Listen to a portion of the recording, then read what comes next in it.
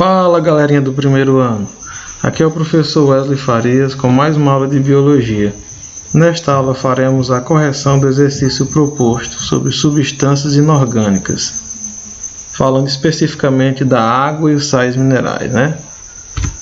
Então aqui a primeira questão diz o seguinte: a água é fundamental para o funcionamento do nosso corpo e uma de suas funções refere-se à capacidade de dissolver substâncias e garantir um meio propício para a realização de reações químicas. Isso se deve ao fato de a água... Então, olha só, vamos analisar alguns pontos dessa questão. Ele diz que a função da água aqui, né, é a capacidade de dissolver substâncias e que isso garante um meio para as reações químicas. Mas o que nos chama a atenção nessa questão é exatamente essa capacidade de dissolver substâncias. E aí eu vou associar a função da água, né, de ser um solvente.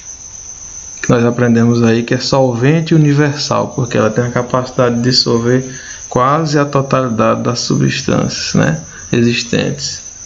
E por que não a letra A, né? Ser um importante condutor elétrico, porque essa capacidade de dissolver substância ela não está associada à condução de eletricidade. Por que não atuar como um soluto? Porque no caso ela está atuando como um solvente, né? E o solvente dissolve o soluto. Por que não ser apolar? Porque no caso a água atuando, né, como um solvente dissolvendo substâncias, ela vai precisar ser polar, ela vai precisar ter carga elétrica e se ligar com outras substâncias que também têm carga elétrica para poder dissolvê-las. Por que não a letra E? Compor o plasma sanguíneo.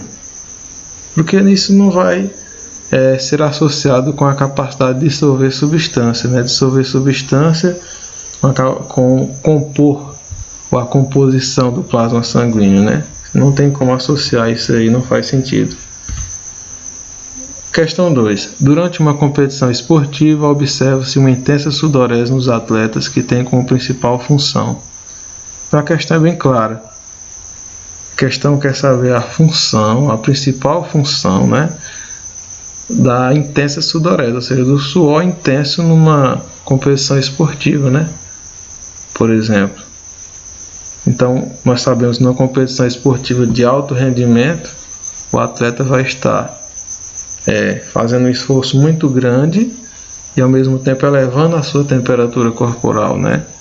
E aí é onde vai precisar haver uma regulação. E aí sim a água ela atua nesse processo, né?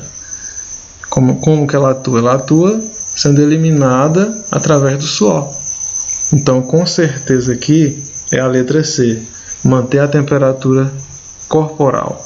Ou seja, por mais que o corpo aumente a temperatura, a intensa sudorese, a água sendo eliminada ali vai conseguir controlar essa temperatura para que ela não se eleve bastante, né? Vai eliminar o calor que está sendo gerado. Por que não a letra A? Aliviar a excreção renal. Porque a excreção renal, as substâncias tóxicas, elas estão eliminadas pelo rim, né? E o suor, ele não vai eliminar essas excreções tóxicas, ele vai eliminar apenas a água e os sais minerais, então não vai aliviar nada no papel do rim. Por que não a letra B? Controlar a pressão arterial. Não tem uma relação, né, entre suar bastante e controlar a pressão arterial com isso. Por que não eliminar os resíduos metabólicos? Então nós acabamos de ver que a função da água não é eliminar, entre outras substâncias, mais, né, outros resíduos, apenas a água e os sais minerais. Então os resíduos metabólicos, eles não são eliminados aí, esses resíduos pelo suor. Muita gente acha que, por exemplo, pode perder gordura, né, suando, né, transpirando. Nós sabemos que isso não é possível. 3. Um ser humano tem de 40% a 60% de sua massa corpórea constituída por água. A maior parte dessa água encontra-se localizada. Então, olha só, nós sabemos que a água ela preenche a maior parte do corpo humano. Mas será que ela encontra-se localizada em uma parte específica, né? No líquido linfático, nas secreções, na saliva, no plasma, no meio intracelular? Então, onde é que ela vai estar mais localizada, né, desses pontos? Então, ela vai estar em toda a parte, né? Só que nós sabemos que ela vai estar dentro das células. Então, com certeza, ela vai estar no meio intracelular, né? A quarta questão diz o seguinte: nas recentes expedições espaciais que chegaram ao solo de Marte e através dos sinais fornecidos por diferentes sondas e formas de análise, vem sendo investigada a possibilidade da existência de água naquele planeta. A motivação principal dessas investigações, que ocupam frequentemente no noticiário sobre Marte, deve-se ao fato de que a presença de água indicaria naquele planeta... Então, olha só, vamos prestar atenção aqui a alguns pontos. Possibilidade da existência de água em Marte indicaria o que, possivelmente? Vamos partir daquela ideia de que a água é vida, né?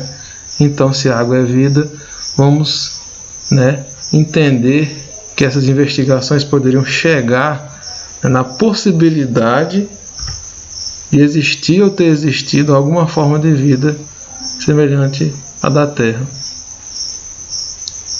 Por que não a letra A? A letra A disse que a presença de água indicaria solo rico em nutrientes e com potencial para a agricultura. Não dá para associar isso, né? Letra B. A existência de ventos com possibilidade de erosão e formação de canais também não faz sentido a presença de água indicar isso. A letra D. A possibilidade de extração de água visando seu aproveitamento futuro na Terra. Também não há essa ambição, né, de se encontrar água em Marte para poder, né, se usar essa água aqui na Terra. Melhor preservar o que a gente tem aqui, muito mais simples do que estar caçando água em Marte. E a letra E diz a viabilidade em um futuro próximo do estabelecimento de colônias humanas em Marte. Então não é apenas a água que tornaria viável, né, o estabelecimento de colônia humana em Marte. Teriam que existir outros fatores também, né, para que isso acontecesse. A quinta questão diz o seguinte: a água é um dos componentes mais importantes das células. A tabela abaixo mostra como a quantidade de água varia em seres humanos, dependendo do tipo de célula. Em média, a água corresponde a 70% da composição química do indivíduo normal. E aí nós temos uma tabela que apresenta os tipos de célula, né, como vocês estão vendo aqui agora, e aí a quantidade de água, né, o percentual de cada um deles. E a pergunta é a seguinte: durante uma biópsia, foi isolada uma amostra de tecido para análise em laboratório. Enquanto intacta, essa amostra pesava 200 mg. Após a secagem em estufa, quando se retirou toda a água do tecido, a amostra passou a pesar 80 mg. Baseado na tabela, pode-se afirmar que essa é uma amostra de... Então, vamos observar aqui alguns pontos que a gente pode analisar dessa questão. Então, fala-se da amostra de tecido que foi retirado para uma biópsia, ele pesava 200 mg, foi retirado toda a água dele e ficou com 80. Mas aí ele pergunta, essa amostra de quê? Para saber, olhando pela tabela, eu preciso saber a quantidade de água desse tecido para poder associar essa quantidade de água com o tipo dele aqui, tá bom?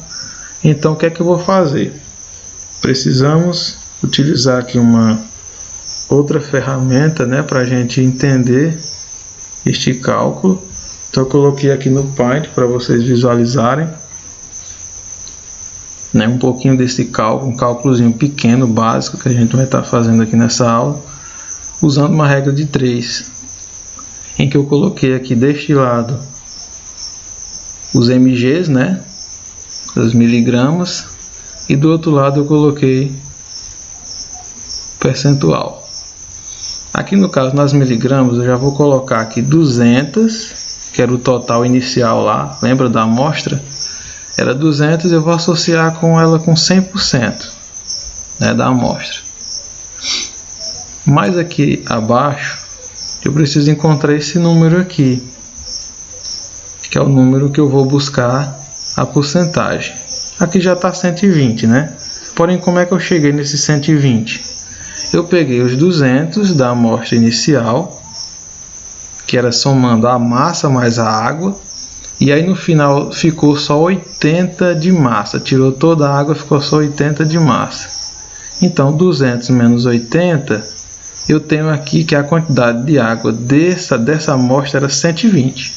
Então, eu peguei 120 aqui, que é a quantidade de água da amostra, e eu vou jogar ela aqui para tentar descobrir, ó, quantos por cento, né, associando 120 com x.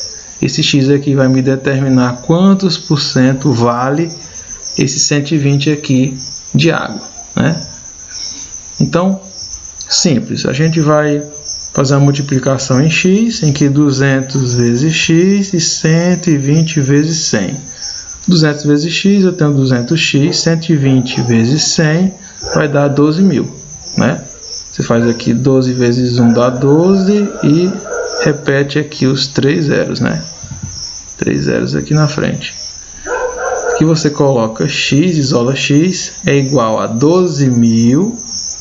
O 200 que está multiplicando o x, ele vai passar para cá dividindo, né? O inverso da multiplicação é a divisão. Então, 12.000 dividido por 200. Como é que eu faço isso? Corto 2 zeros aqui, como tem 2 zeros aqui embaixo, eu também corto. Fica 120 dividido por 2. 120 dividido por 2, o x vai ser igual a 60. 60 o quê? Porcento. Que era o que eu estava buscando aqui, a porcentagem dos 120 mg de água. Então, 120 mg de água equivale a 60% da amostra. Olha só, voltando lá na nossa questão, né?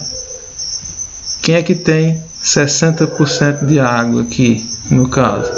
É o nosso amigo tecido conjuntivo, né? Letra D. Sexta questão. Devem constar na dieta humana íons correspondentes aos seguintes elementos químicos, exceto. Então preste atenção nessa questão. Ela quer buscar a opção incorreta. O patinho feio, aquele que está fora do conjunto, né? Então, o que é que não pertence à dieta humana? Então vamos ver aqui das nossas questões, né? De todas essas questões aqui, o que dá para a gente separar é o mercúrio. Não tem mercúrio na nossa dieta, né? Tem sódio, tem ferro, né? Fortalecer o organismo, né? Contra as anemias. Tem cloro, tem o cálcio dos ossos, mas mercúrio mesmo não tem. Então, tá bem claro aí pra gente. E a última questão pede para associar os elementos químicos da coluna da esquerda com as funções orgânicas da coluna da direita. Então você tem aqui na coluna da esquerda, né, os elementos químicos, e aqui na coluna da direita você tem a função orgânica. Vamos preencher aqui a colunazinha da direita com as funções orgânicas. Então, formação do tecido ósseo. Quem é que é o responsável? Então, se você buscar lá naquela tabela, né, da função dos minerais, você vai encontrar que a formação do tecido ósseo é de responsabilidade do cálcio. Então aqui eu vou colocar o número 4 aqui, tá? Aqui na segunda, transporte de oxigênio, né? Quem é que tem essa função de transporte de oxigênio? Então isso vai estar associado com o ferro. Então o ferro no sangue é que realiza o transporte do oxigênio. Então aqui eu vou colocar 6. 4, 6. A outra função orgânica é a assimilação de energia luminosa. Quem é que faz isso? No caso, o magnésio. Por quê? Porque o magnésio ele está associado ao processo da fotossíntese, né? Realizado pelas plantas. E aí, ele ajuda na assimilação da energia luminosa, né? Pela planta. Então aqui vamos preencher com o número 1, né? Aqui nessa posição. Equilíbrio de água no corpo. Quem é que realiza esse equilíbrio de água no corpo? Então, aqui vai ser o sódio, né? O sódio, ele ajuda a regular, né? A equilibrar a quantidade de água no nosso organismo. Por último, aqui a transmissão de impulso nervoso. Quem é que vai estar sendo responsável, né, por essa função? Então aqui nós vamos atribuir a responsabilidade ao potássio. O potássio, ele está interligado com essa transmissão de impulso nervoso, por exemplo, nos neurônios, né? Ele vai estar atuando nessa função importante. Então, a opção correta é a opção C. Ok? Então, pessoal, espero ter ajudado vocês e agradeço a todos e até a próxima.